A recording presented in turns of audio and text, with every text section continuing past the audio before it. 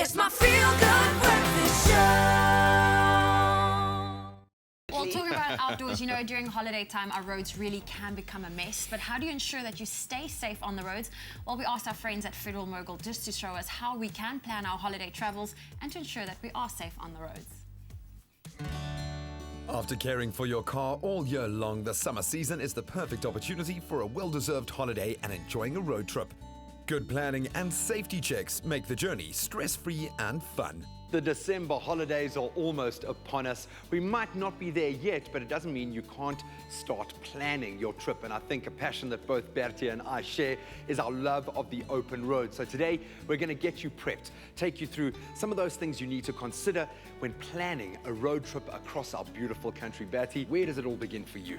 We actually start our planning a month ahead, and the whole family is involved to make sure that all the routes that we're taking, we can see as much as possible. We've got that decent time to rest in between distances that we travel, and therefore everybody is involved in this holiday. So I have a feeling, like me, you're a bit of an alpha driver. You prefer to be in the driving seat. What's your rule of thumb when approaching a long trip? Do you have a backup driver? How do you wrap your head around it?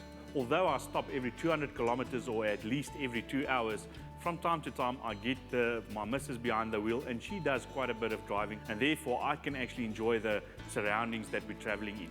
Now, I'm loving seeing the whole country laid bare on a map. I'm old school. I love to see and plan the route in a hard copy like this. But in today's age, we have got some incredible technology supporting a long road trip.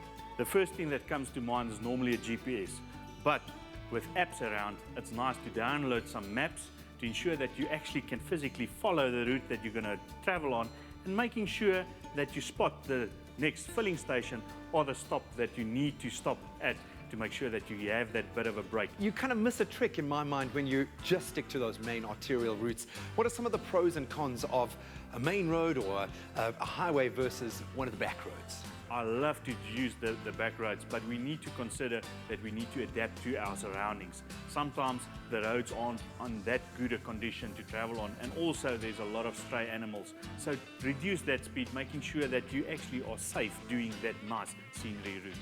As always, make sure all your car's equipment is in order, including the spare tire, jumper cables and other emergency gear. And most importantly, make sure you have the energy and focus for the drive. Stop every 200 kilometers or at least every second hour, and make sure that the emergency kit is in a healthy working condition on your vehicle, making sure that that medical aid kit that you've got in the vehicle is up to date.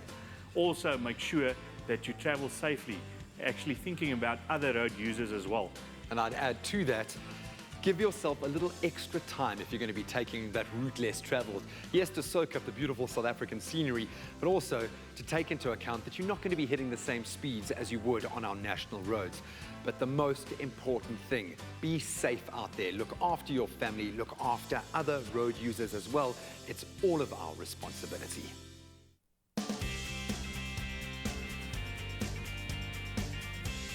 You're in control with Ferodo.